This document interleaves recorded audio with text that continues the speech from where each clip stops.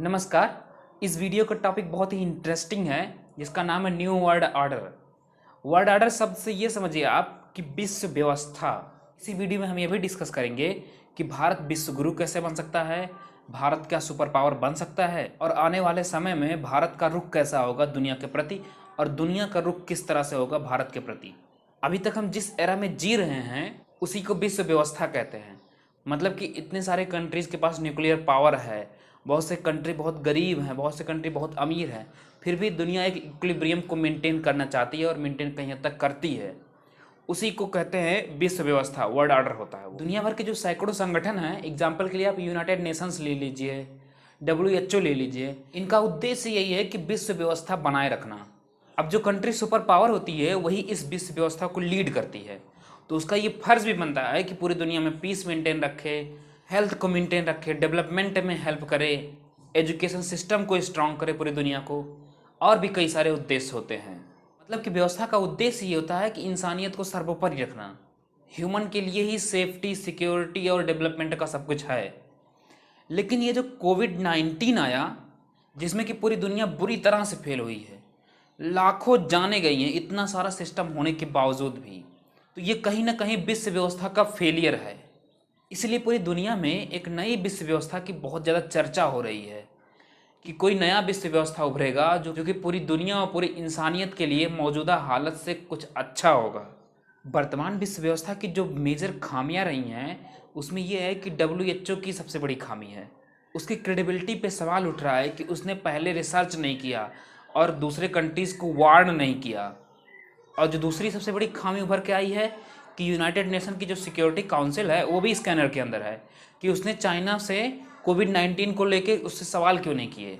तो ये जो न्यू वर्ल्ड ऑर्डर होगा, नई विश्व व्यवस्था होगी, उसमें कयास ये लगाया जा रहा है कि चाइना का इन्फ्लुएंस पूरी दुनिया पे बढ़ रहा है, तो क्या आने वाले टाइम में चाइना सुपर पावर हो जाएगा। और जो दूसरी कयास ये लगाई जा रही है कि कोविड-19 के बाद क्या पूरी दुनिया के जो सभी कंट्रीज़ हैं वो चाइना से सोशल डिस्टेंसिंग कर लेंगे, मतलब कि उससे रिलेशन अपने वीक कर लेंगे और उससे व्यापार नहीं करेंगे। और अगर ऐसा हुआ तो उनके पास ऑप्शन क्या रहेगा, क्योंकि पूरी दुनिया का जो भी सेंट्रलाइज्ड मार्केट है, जो पूरी दुनिया में सबसे ज़्यादा सामान एक्सपोर्ट करता है, वो चाइना है।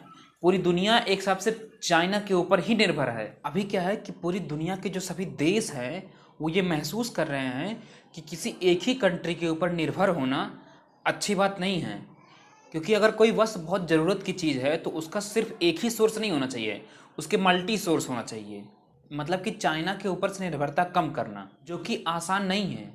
विशेषज्ञों का मानना है कि सप्लाई चेन को तोड़ने के लिए कम से कम 3 से 8 वर्ष का टाइम लगेगा, तब जाके कहीं दूसरी कोई कंट्री तैयार होगी जो कि पूरी दुनिया के लिए हेल्पफुल होगी।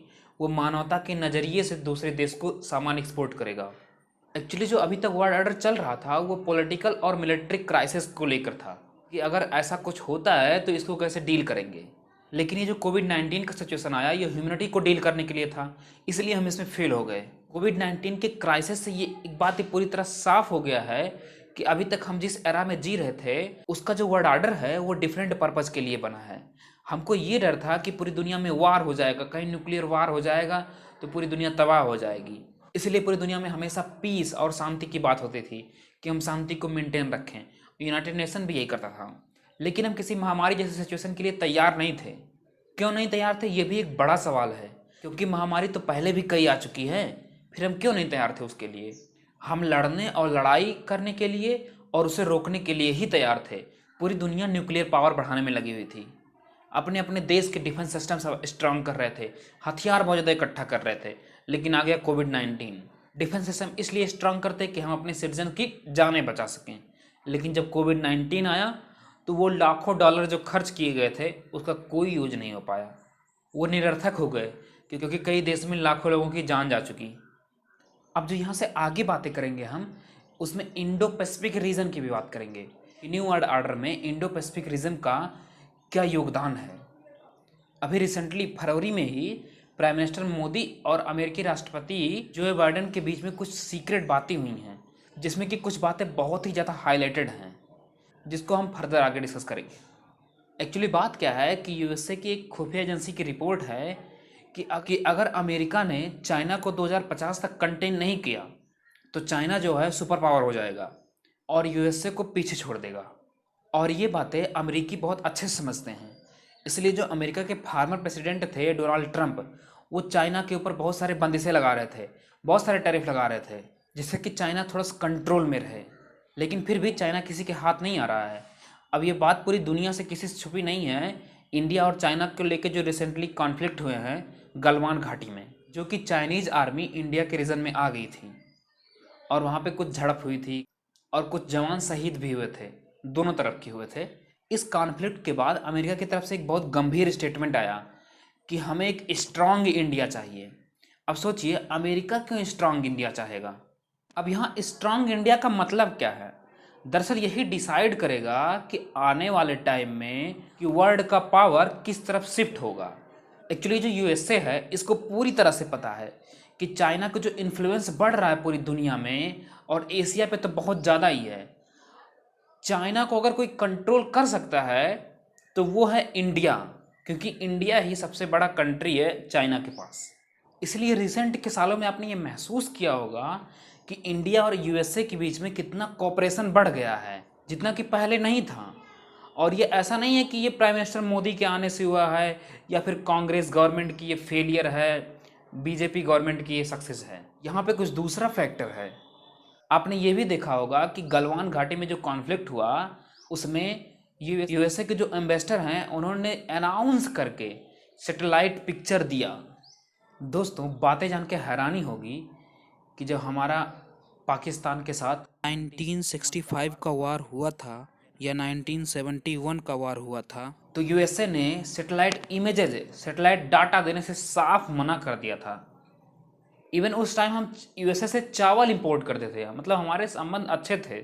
लेकिन देखिए सिचुएशन कैसे चेंज हुई कि अब यूएसए को इंडिया की हेल्प चाहिए, इंडिया की नीड है यूएसए को, कि अगर चाइना को उन्हें काउंटर करना है तो इंडिया ही है उनका जो मदद कर सकता है। जब यूएसए और इंडिया के बीच बात हो रही थी तो उनका ये डिमांड आया था कि हमें एक डेमोक्रेटिक इंस्टीट्यूशन चाहिए अराउंड द वर्ल्ड और इंडिया में भी। और वो इस बात पे भी सहमत हुए थे कोऑपरेट करने के लिए कि free and open Indo Pacific region के लिए। उस डिस्कशन में free and open Indo Pacific region की बात बार बार कही गई थी और क्वाड को स्ट्रांग करने की बात कही गई थी। क्वाड क्या है? 4 कंट्रीज़ का एक ग्रुप है, जिसमें कि दोस्तों आपका इंडिया है, अमेरिका है, ऑस्ट्रेलिया है और जापान है। इनका उद्देश्य यही है कि जो चाइना का इन्फ्लुएंस बढ़ रहा है पूरी दुनिया पे, उसको कैसे कंट्रोल किया जाए। इसीलिए उस बात में ये भी कहा गया था कि क्वाड को और स्ट्रांग किया जाए। अब इंडो पैसिफिक रीजन की बात कर लेते हैं।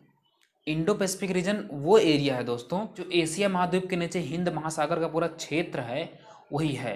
पहले क्या होता था, इसे एशिया पैसिफिक रीजन कहा जाता था। लेकिन अमेरिका ने क्या किया, इंडिया को प्रमोट करने के लिए, इंडिया को इन्फ्लुएंस करने के लिए इसे इंडो पैसिफिक रीजन कहने में सपोर्ट किया है। अमेरिका के अलावा अगर कोई कंट्री सुपर पावर बनना चाहती है तो उसके लिए इंडो पैसिफिक रीजन इतना इम्पॉर्टेंट क्यों है, अब इसको समझने की कोशिश करते हैं दोस्तों। एक्चुअली ये वो क्षेत्र है जो कि दुनिया का 44% एरिया कवर करता है। 65% वर्ल्ड का पॉपुलेशन है यहाँ पे।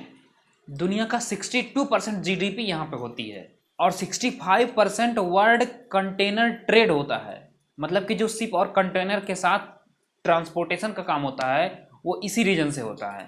पूरे एशिया का जो पेट्रोलियम हुआ या एनर्जी सेक्टर का ट्रांसपोर्टेशन हुआ वो भी इसी वे से होती है। अब इसी से ये बात क्लियर है कि जहाँ पे पूरी दुनिया का 60% से ज़्यादा काम हो रहा हो, वहाँ वहीं पे जीडीपी हो, वहीं पे एनर्जी सेक्टर हो, वहीं पे कंजप्शन हो, तो सोचिए जिस देश का यहाँ पे कंट्रोल हो गया उसको सुपर पावर बनने से कोई नहीं रोक पाएगा। और चाइना जो है इसमें बहुत हद तक आगे बढ़ चुका है। इंडिया और चाइना ही 2 ऑप्शन हैं जो कि इंडो पैसिफिक रीजन पे राज कर सके।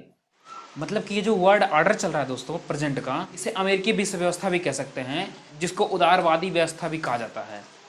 अब इसका एरा लगभग ख़त्म होने वाला है और अब जो न्यू वर्ल्ड ऑर्डर आएगा उसमें इंडिया का बहुत बड़ा रोल होगा।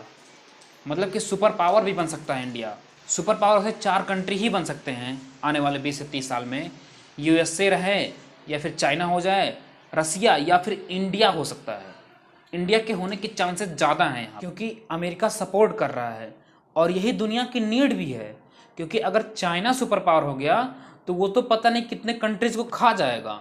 वो आज ही पता नहीं कितने कंट्रीज़ को अंडर करना चाहता है, जो उसके अराउंड छोटे छोटे कंट्रीज़ हैं या फिर जो भी आइलैंड्स हैं। बस इंडिया को ध्यान देने की ये बात है कि ये अपने इंडस्ट्रियलाइजेशन सेक्टर को ध्यान दे, प्रोडक्शन को ध्यान दे और एक्सपोर्ट पे भी ध्यान दे, क्योंकि अगर ये एक्सपोर्ट करने लग गया तो दुनिया की निर्भरता जो चाइना पे है वो शिफ्ट होना शुरू हो जाएगी इंडिया के ऊपर। और इतना ज़्यादा एक्सपोर्ट ये इंडिया ही कर सकता है, क्योंकि जो पॉपुलेशन की पावर है वो चाइना के बाद इंडिया के पास ही है, और अब चाइना तो बूढ़ा भी हो रहा है। इस वीडियो में इतना ही दोस्तों, धन्यवाद। ऐसे ही एजुकेशनल और अवेयरनेस से रिलेटेड वीडियो देखने के लिए चैनल को सब्सक्राइब कीजिए अगर फर्स्ट टाइम आए हैं, और वीडियो को लाइक कीजिए। और ऐसे ही एजुकेशनल वीडियो को अपने फ्रेंड्स और फैमिली के बीच में शेयर कीजिए, जिससे कि लोगों में आपकी क्रेडिबिलिटी बनी रहे और साथ ही साथ लोग जागरूक भी हो जाएं। धन्यवाद।